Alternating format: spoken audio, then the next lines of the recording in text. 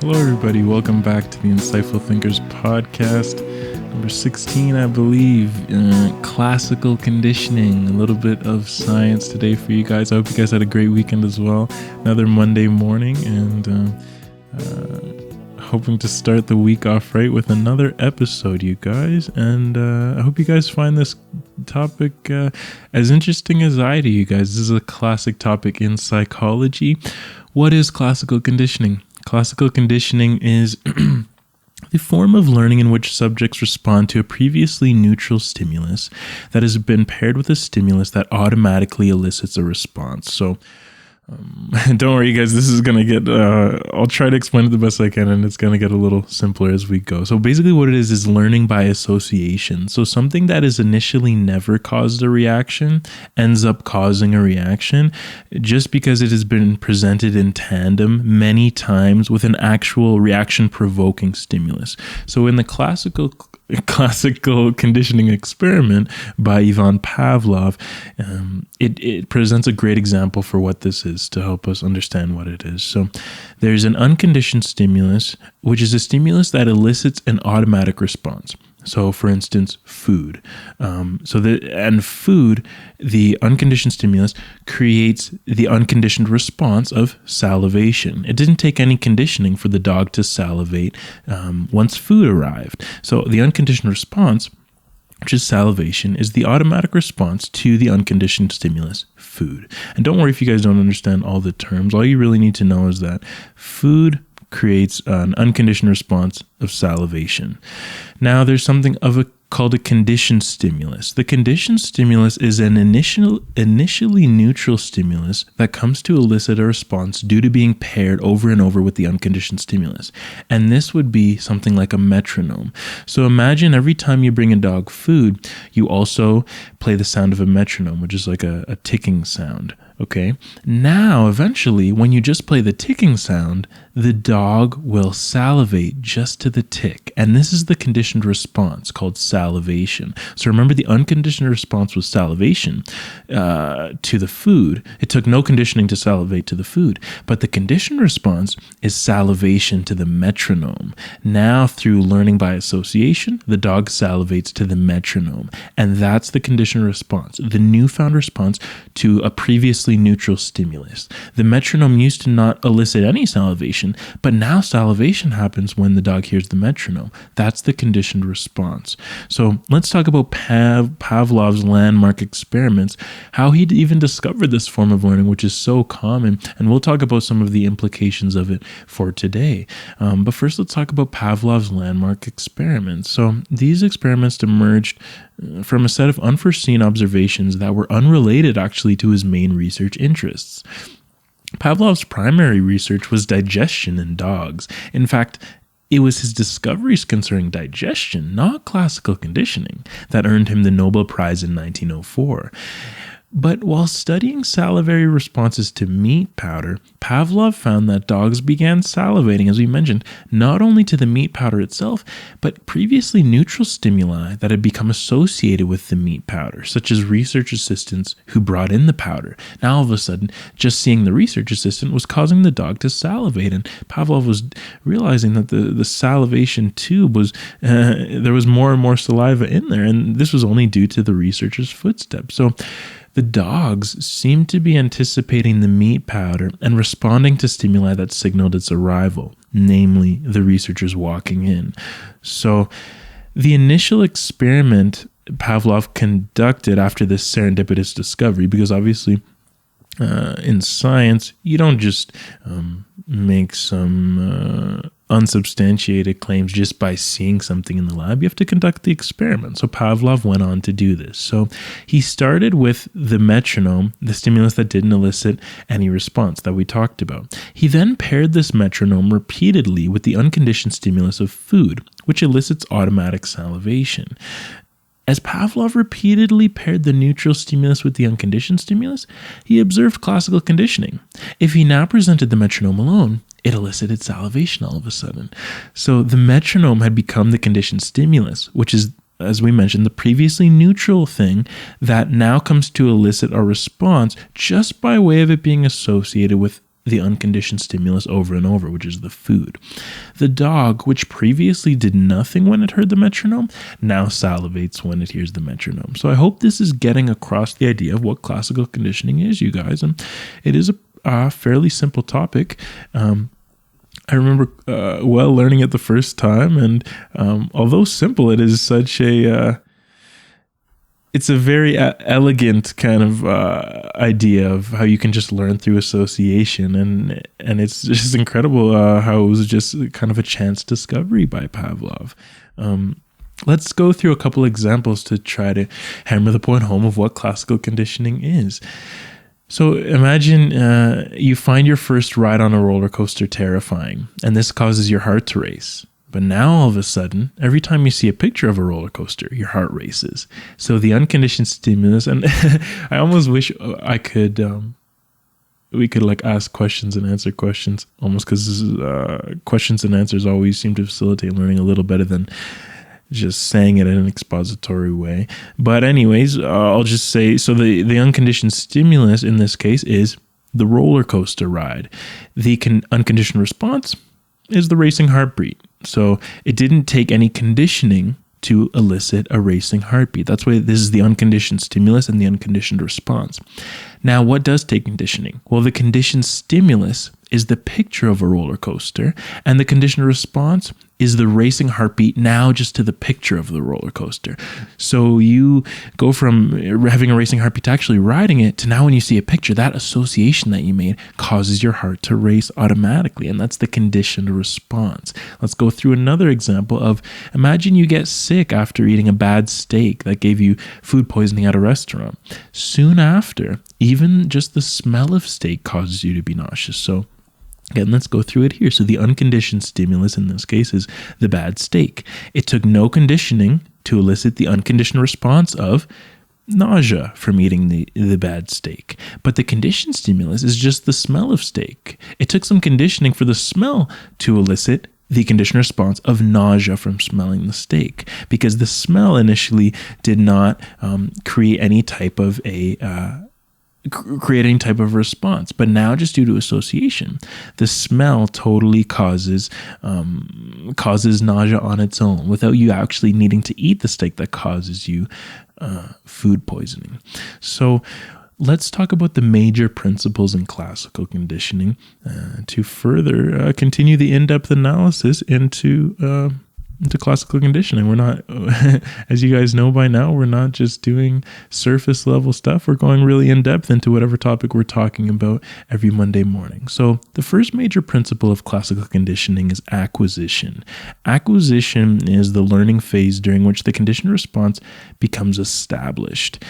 So as the conditioned stimulus and the unconditioned stimulus, so conditioned stimulus like the metronome and the unconditioned stimulus of the food or the meat powder are paired repeatedly, the conditioned response of salivation to the metronome starts to increase in strength more and more. Let's do two examples to understand what acquisition is in classical conditioning. So for instance, as you repeatedly pair the metronome, the conditioned stimulus, with the food, the unconditioned stimulus, the salivary response to the metronome becomes stronger and stronger. The dog is basically beginning to associate the metronome with food more and more.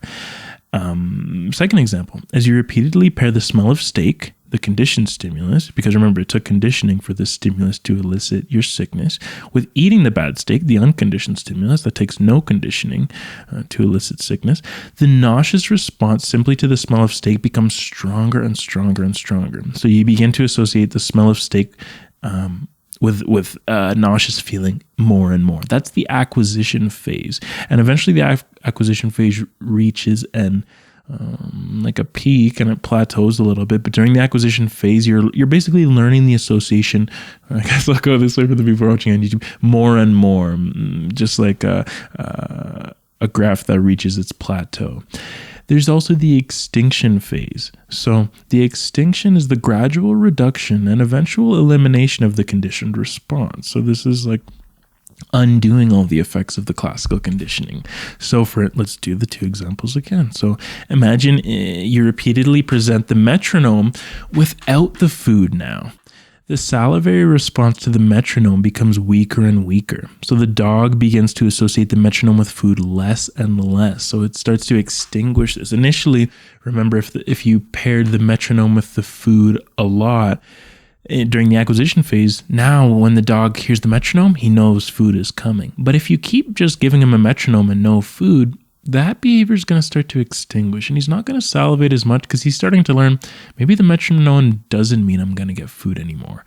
Example number 2 with the steak. So as you repeatedly pair the smell of steak without eating bad steak, so say you eat a lot of good steaks and you get the smell of it, and the steak starts to, you stop pairing it with a bad steak, so you're actually eating a good steak. Well, the nauseous response to the smell of steak becomes weaker and weaker because you begin to associate the smell of steak with bad steak less and less. So at a certain point, you realize, the smell of steak, it's not that you're consciously doing this.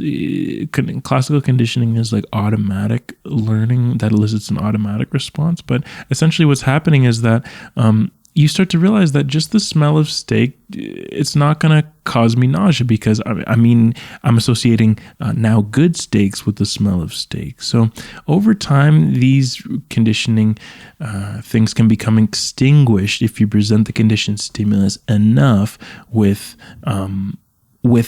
the initial stimulus that's needed for the genuine reaction. There's also a principle called spontaneous recovery. Spontaneous recovery is the sudden reemergence of a conditioned response following extinction when an animal is returned to the environment in which the conditioned response was acquired. So let's do an example to illustrate the spontaneous recovery. After this extinction happened, imagine if the extinction goes away for the dog, and now when he hears the metronome, wherever he doesn't get excited, he doesn't salivate. But that salivation can reemerge to the metronome due to spontaneous recovery. So initially, imagine you got a scare when you saw a snake in the forest. But now, even when you go back to that same area of the forest, you feel fear. That's spontaneous recovery. So you may have previously overcome your fear of snakes and are not afraid in most forests, but being back in that exact same environment renews the fear. So say the dog no longer associates metronomes with food, so he doesn't salivate anymore in your house because you're the one who's doing or say in someone else's house. But then when he comes back to the environment where he was learning to associate the metronome with food, all of a sudden the response comes back and he salivates like crazy just from being in that same environment. Kind of like the snake in the forest. You may have overcome your fear of snakes, but just being in that same environment causes you to feel fear all of a sudden. And let's talk about now stimulus generalization, another important concept in classical conditioning. Stimulus generalization, is a process by which similar conditioned stimuli elicit a conditioned response. So we know that Pavlov's dog salivates to the food, then to the metronome after many presentations of the metronome and the food together, right? The metronome is the conditioned stimulus to elicit the conditioned response of salivation to now the metronome. But in stimulus generalization, the dog may even salivate to things that sound similar to the metronome or have similar frequencies. So the conditioned stimulus, the metronome, generalizes stimulus generalization and creates a reaction even to similar sounds. So there are interesting graphs where if you present sounds with frequencies, the more similar they are to sounding like the metronome, the more the stimulus will be generalized and the dog will salivate. If the frequency is too far away from the metronome, actually there will be less salivation because it's not as similar to the initial metronome that was a signal that food was coming. And it's so cool the way these things operate because although they're learned associations, these are automatic responses. That's what classical conditioning is. It's automatic responses and salivation. So the dog doesn't say, "Oh, that's a different frequency. I'm going to salivate less." The salivation is just dependent on the frequency naturally and how close that initial frequency is to the initial metronome's frequency. Another important principle in classical conditioning is second-order conditioning. So second-order conditioning is when the conditioned response is transferred from one conditioned stimulus to another. So for instance, the dog goes from salivating from the food to salivating to the metronome. We know that. But now he salivates to a bell. So it's not quite like generalization. Generalization is like he's salivating to similar frequencies of the metronome, but this one, what's happening is when you introduce a bell along with the metronome, now you can even take the metronome away, and now he'll just salivate to the bell. He or she will salivate to the bell. So the conditioned stimulus, which was once the metronome, now becomes the bell just because the bell was paired with the metronome. It's like second order conditioning. Essentially, the dog is now salivating to something one more step removed from the food.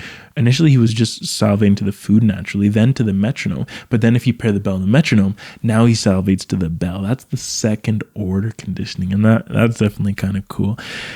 Kind of cool is one thing, but there also need to be some implications for them to be important research findings. Without implications, the finding research is essentially useless. And that's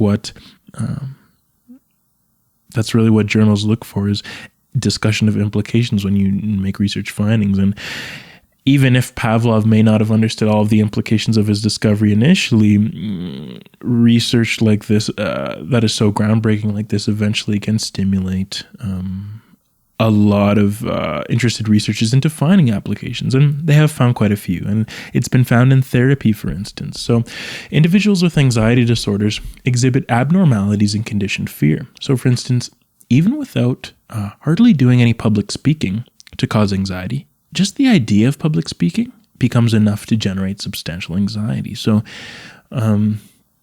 if you genuinely had done a lot of public speaking and had a lot of issues with it, then maybe you'll get a new conditioned stimulus of the idea of public speaking to cause you a conditioned response of feeling fear and anxiety just from the idea and not even doing it.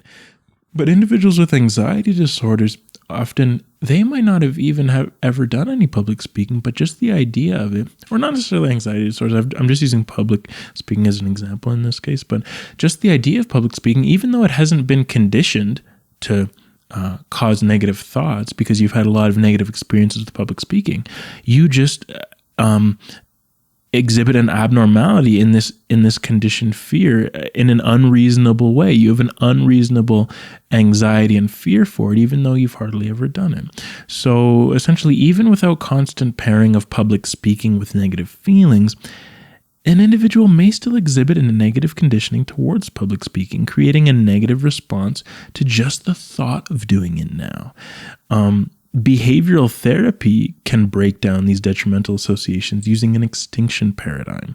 So constantly, what they're basically doing in an extinction paradigm is to treat these individuals with abnormalities in conditioned fear. So what they basically do is they constantly pair public speaking with positive feelings. Remember how Pavlov paired the metronome with the food?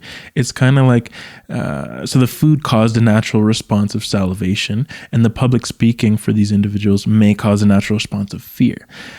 But if you pair this public speaking with more of a positive thing, then eventually the thought of public speaking will no longer cause unsubstantiated anxiety. So just by pairing initially negative things with positive things at the same time can cause you to feel those positive feelings. So what they basically do is they start with short, proactive speeches, for instance, just between the therapist and him or herself. And progressively, these speeches get longer and longer. And these speeches happen all while giving the patient positive reinforcement and making an effort to create positive ideas about public speaking and enjoying laughs and things like this. Eventually, these positive ideas about public speaking override the anxiety one has.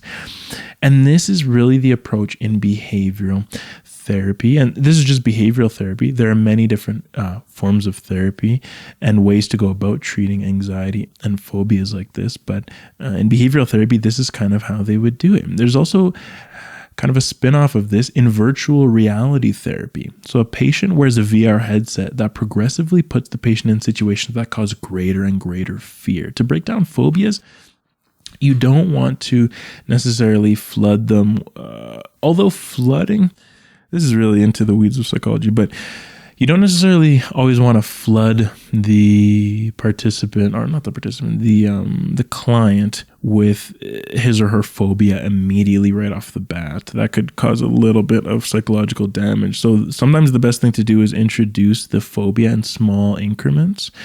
If you're afraid of spiders, maybe, I don't exactly know how they do it. Maybe you show a painting of a spider, or like and then you show like a photograph of a spider, then you show like a really small real spider, and then eventually you just like keep presenting increasingly frightening things to break down their phobia. But you don't do this alone.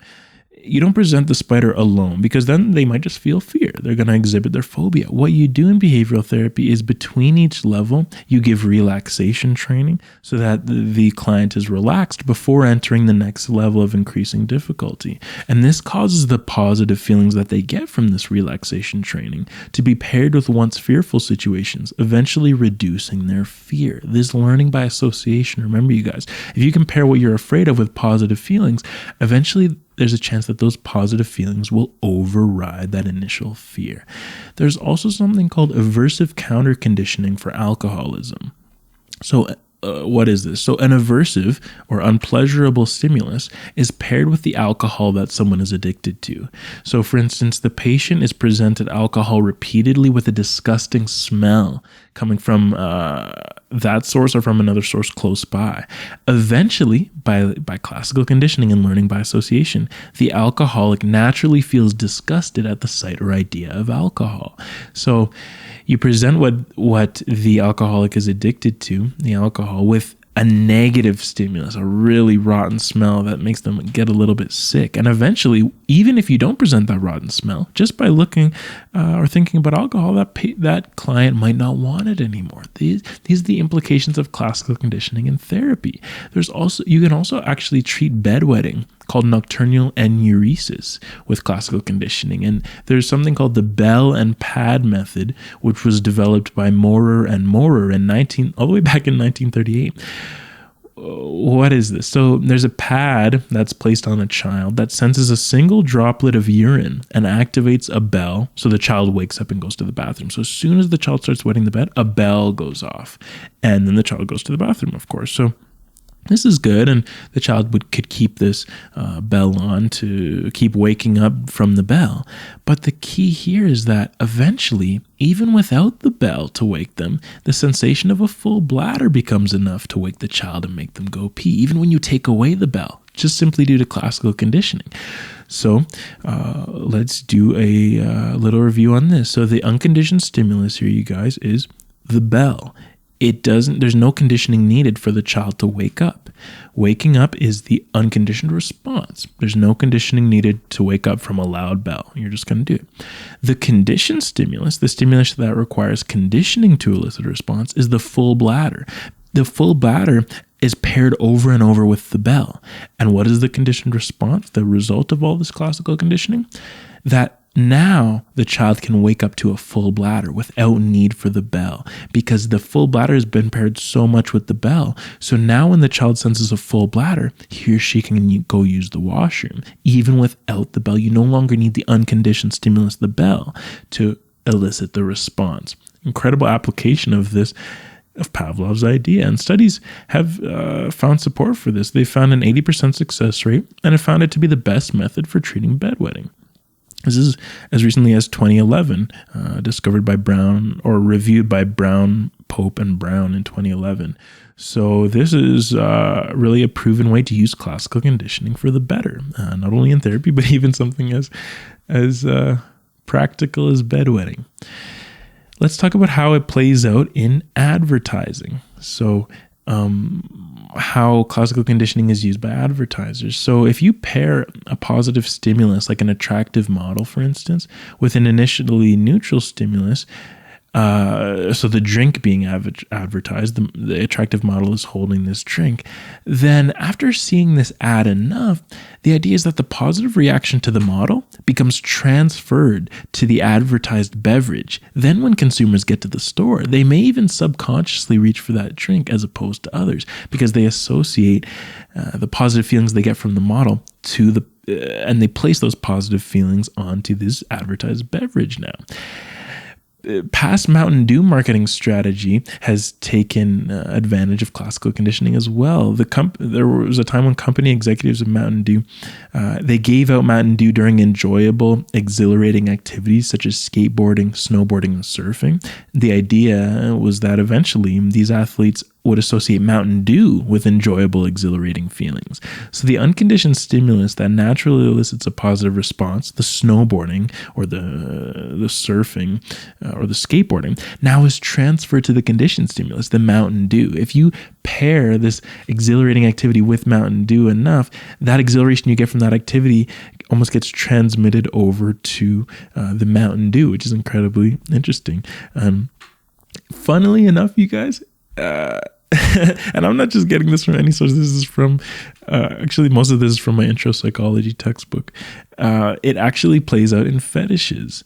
So constantly pairing an initially neutral stimulus during sexual experiences can cause sexual attraction to be conditioned towards an initially neutral stimulus like a shoe, stocking, doll, stuffed animal, and even an automobile engine. From Lowenstein 2002, people actually have fetishes for things as funny as these, because what's happening is that the idea is that, well, let's go through an experiment to show an example of how a fetish could possibly happen through classical conditionings. There was an experiment done with quails. Quails are a type of bird. So after 30 pairings of a cloth with a sexual partner, with which the bird mated with, the bird eventually tried to mate with the cloth when that object appeared by itself.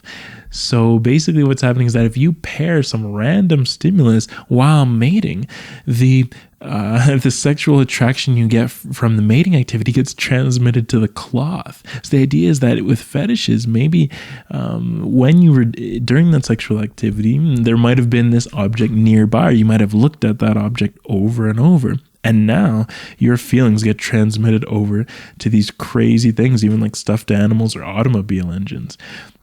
Now, although the generalizability of these findings from quails to humans is a little bit unclear, there is good evidence that at least some people do develop fetishes by the repeated pairing of neutral objects with sexual activity. From Rachman and Hodgson, 1968, Weinberg, Williams, and Callan, 1995. So there is evidence that this is it possibly is due to classical conditioning that fetishes arise. Let's talk about, I guess, some more serious implications and some really groundbreaking findings with the immune system in classical conditioning. So Adder and Cohen in 1975, so they were researching the conditioning of immunosuppressive effects, conditioning of the immune system, and if they could suppress the immune system of rats in this case. So what they did was they gave rats saccharin-flavored water. I believe it's just like a sugar-flavored water. At the same time, as they gave them this saccharin-flavored water, they also gave them a drug that suppressed the immune system. Later, by simply giving rats the saccharin-flavored water, the immune systems of the rats became suppressed, even without the drug. And after the initial effects of the drug had already worn off. So in this case, you guys, the unconditioned stimulus is the immunosuppressant drug because it doesn't need any conditioning to cause the unconditioned response of a weakened immune system due to the drug. The conditioned stimulus in this case is the saccharin water because it takes conditioning for it to elicit a response. And the conditioned response now is a weakened immune system, not to the drug, but just by drinking the saccharin water, your immune system becomes weakened, which is incredible discovery of classical conditioning.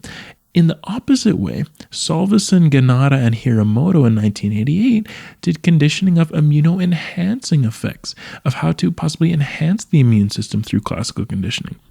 What they did was they presented rats with the smell of camphor along with a drug that enhanced the immune system, kind of like the original researchers did, but with a drug that depressed the immune system.